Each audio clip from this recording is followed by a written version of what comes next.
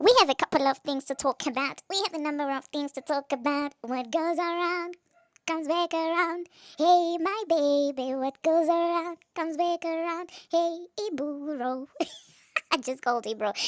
I just had to make it sound right. Okay, we're going to talk about everything that is going on with Ebro. It seems like, well, indeed, what went around came back around this time. We're going to be discussing about that, and we're also going to be talking about the governor. It seems like he's out there exposing himself. Clearly, Nicki Minaj knew exactly what she was doing, because tell me why this man is out there telling on himself. We're also going to be discussing about Cousin Sloth addressing the nose job issue, as well as Advovo BBL, not wanting to come back from Saudi Arabia. Hello, tea lovers, and welcome to the tea plug. I trust you guys are doing well, and I trust you are doing great. Personally, I am doing great, you guys. I am doing extremely amazing. And without further ado, let us dive straight into today's tea. So, first of all, let us talk about Nicki Minaj and everything that's been going on in as far as politics it is concerned. So, you guys know that yesterday Nicki Minaj was on the governor's neck, basically calling him out because of the statements that he made about, the K word. I mean, minors and transitioning and all of these things. There's a certain comment that man made that made a lot of people feel some type of way, because they felt like, well, he's just saying what he thinks is going to make people love him or relate to him more, and he ended up going on the extreme side of it, because now it's now sounding like he's a what. But anyway, so that being said, it's been chaos on the internet. Nicki has been calling him out, but it is also important to note that Nicki never tagged this man about this.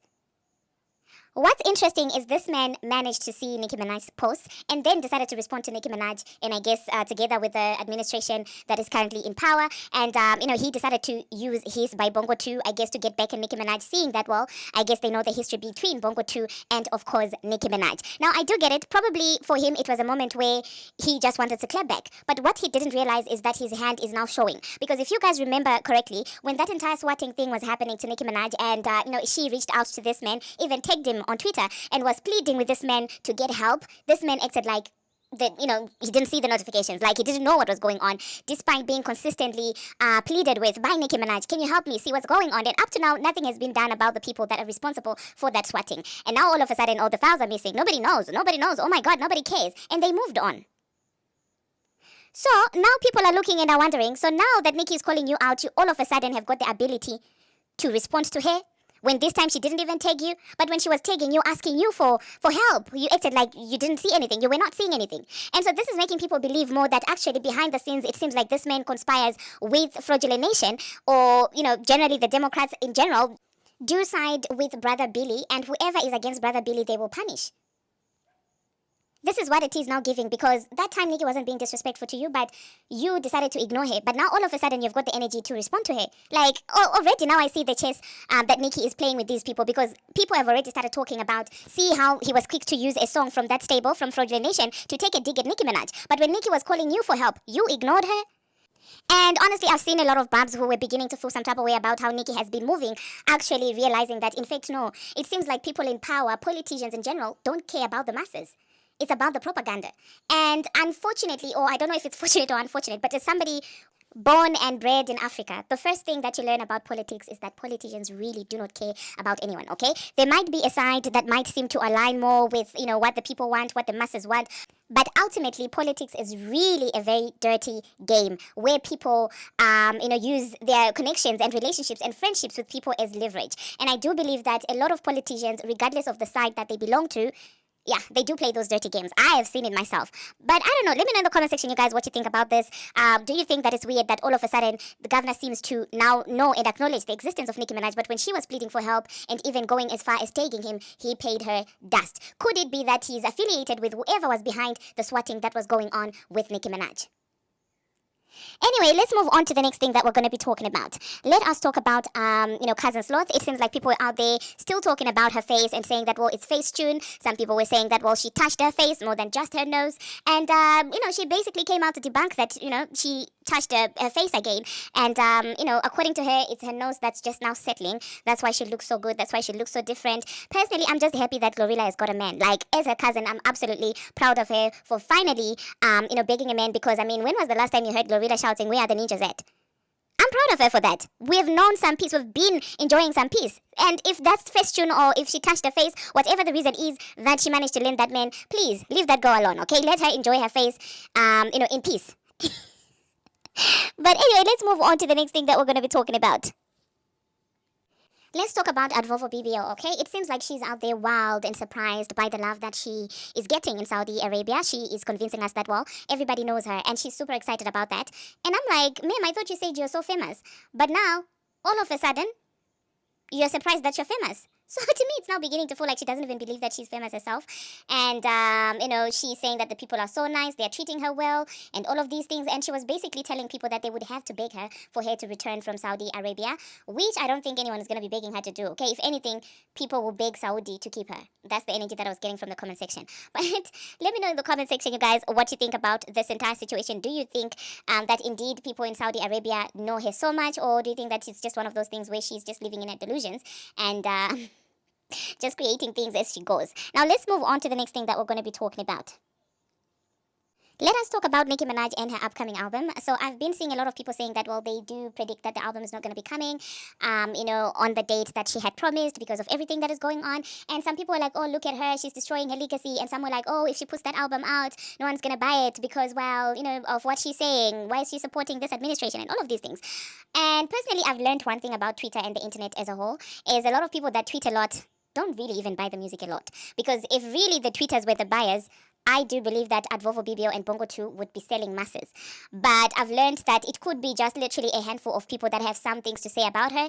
And the internet has a way of amplifying it to make it seem like it's a whole bunch of people. Like you will literally see an account created yesterday talking about, and it has like a Nicki Minaj profile picture and, Barbie or Harajuku Michael or Harajuku Diana. Like, and they're just coming on here talking about, I've been a fan for 50 years, but I think he's not even 50. But yeah, they'll come saying something ridiculous like that. They will be like, I've been a fan for 50 years since Nicki Minaj was at LaGuardia. I've been there, I've been a fan, but now I'm unstanding. And you're just looking at that profile like, boy, bye. Like, what is your problem? The whole time it's a ghost account created yesterday to sway the actual babs from supporting Nicki Minaj, feeling like the whole fan base is leaving. And there are people that have since written letters of announcements, letters of resignations from the fan base. They've written those letters like a month ago, and they've excused themselves from the fan base through a massive announcement. And I'm like, you don't need to make an announcement. I mean, when you joined, you didn't make the announcement. So what's the point of now making the announcement for your departure? We are not at an airport right now. You don't need to announce your departure. Like, just move, sir, okay? But anyway, these same people that did announce their departure months ago, up to now, they're still tweeting about Nicki Minaj. Up to now, they're still, it's like they said, I'm leaving this fan base. And Nicki called out Gavin. And then tomorrow they said, I said I'm leaving the fan base. And Nicki Minaj trolled some more. Didn't get the response that they wanted. And they said, I said I'm leaving. Again, Nicki's not paying any attention to them. And it seems like every single day they make it a point to announce that they no longer belong to the fan base. Okay, we heard you. Now move on. What's the point of continuing to emphasize that you're not a bab anymore? We heard you the first time. No one really cares. No matter how many times you're going to come on the internet and shout that, oh my God, I'm not going to support her anymore. We heard you. Move along. Move along.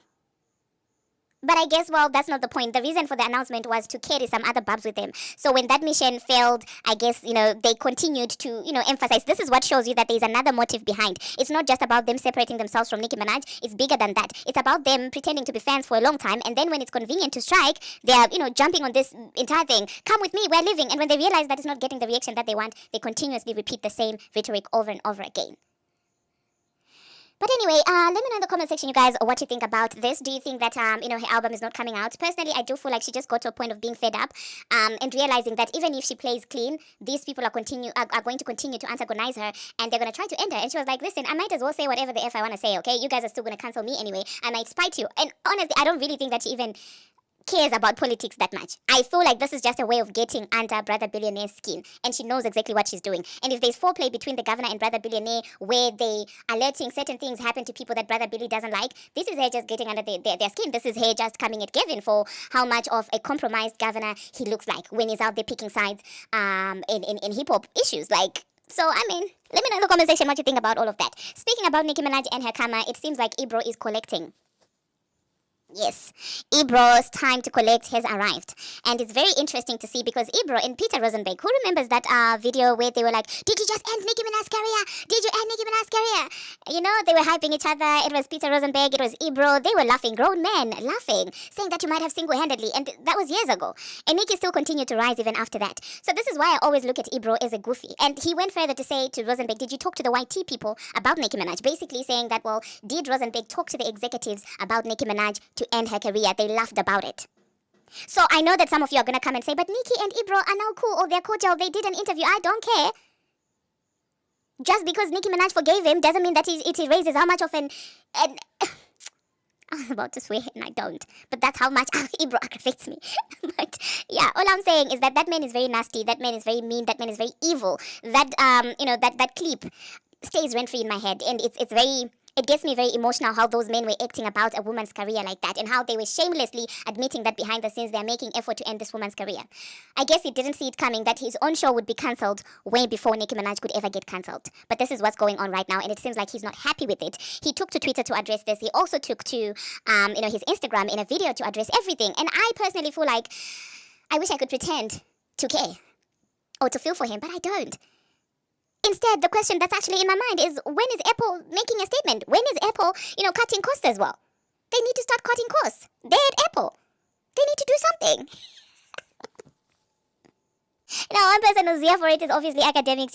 Academics is still salty because his baby daddy Drake, Ebro was out there calling Drake a sickness. And I don't also condone that. I mean, I called him out when he said that. I felt like he went a little bit too far. And so Academics was also celebrating, the end of his platform. And I also feel some type of way because he used to make mockery of YouTubers and podcasters, independent, platforms like that. He used to make fun of them. So I guess Academics is like, well, this is my gotcha moment. Collect. So let's see what Ebro had to say about this. He said, it's done, more to come, hashtag Ebro in the morning. And now he also has a YouTube channel, which is very interesting. Now, this is what Academics had to say. He said, sickness to the culture, Ebro Dedan has released a statement via Instagram. According to Ebro, the leadership at Hot 97 has made the decision to terminate his show, confirming that they were, in fact, like all of us, sick of this cancer, Ebro, okay? And, people are out there just saying something must be shifting behind the scenes. It seems like maybe the Drake Ace train, he kind of took it too far. And, people are no longer interested in hip hop like that. When you politicize, when you over politicize a genre like this is what happens. But let me know in the comment section, you guys, are you sympathizing with Ebro in these trying times, or are you just like, well, karma is here to collect? Now, personally, I'm of the later. Anyway, I will insert what Ebro had to say, but I don't think that after that I'm going to be coming back. So that being said, thank you very much, you guys, for watching. And thank you very much for making it this far. If you have not already, what are you waiting for? I know I've been disappearing, but please just subscribe. Continue to subscribe. Engage with the video, because the more you engage, the more YouTube is going to be, oh, she's back. And, it's going to promote me. And for those of you that were sending me messages on Instagram, really appreciate you. Thank you for checking up on me. I promise you I'm doing great. I'm doing good. It's just some transitions in life that are happening, career-wise, vocation-wise, and all of these things. But I'm absolutely fine. And until my next one, see you. Wait, is that a spider? What is that? Make sure you subscribe to Ebro in the morning on YouTube. Told y'all a couple of weeks ago when they tried to run that Andrew Cuomo play on me. Remember that shit? And then they tried, when the Trumpster got in office. Listen, man, I don't capitulate well, bro. Been doing this too long. You look around all the major media outlets. Look at all the major media outlets, man. All of them. Look at all of them. They all got to fold up because they all trying to renew their deals, their licenses. They all, well, in this particular situation, we'll get into more specifics another time. Bro's a casino owner. You know those 3 licenses that they got here in New York City for the casinos? The guy that owns the shit owns one of the casinos licenses. He got to raise $500,000, bro. $500 million, excuse me. They need my shit talking anti-Netanyahu, anti-government, progressive shit out the way, bro. They need me out the way. They trying to get to these bags that these VCs got, raise some capital. They don't really care, like, especially for like a Hot 97 and a WBLS. They don't give a fuck about hip hop or black music or black community. They don't give a fuck about none of that. They give a fuck about access. They give a fuck about being able to bring their little nerdy friends to the concerts, because that helps them raise money. They've been trying to get to me for years, bro. Years. But, Ebro in the morning on the YouTubes. Subscribe. And we'll get into it. You know what I'm saying? Shayla! But yeah, people that I've worked with for a long time, man, they know who I am. They know what I stand for. The communities that listen and have supported us, they know. Y'all know how I rock. Y'all know what type of shit I pop. So, yeah. But I told you, listen, if you listen to Ebro in the morning, I told y'all they was hunting. I told you they was hunting. And we gonna keep talking shit. I told y'all they was hunting. Pat Rob. You know? But this shit is about that. So, buckle up. Because we're going to get active. Enjoy your holidays. You know what I'm saying? Enjoy your holiday.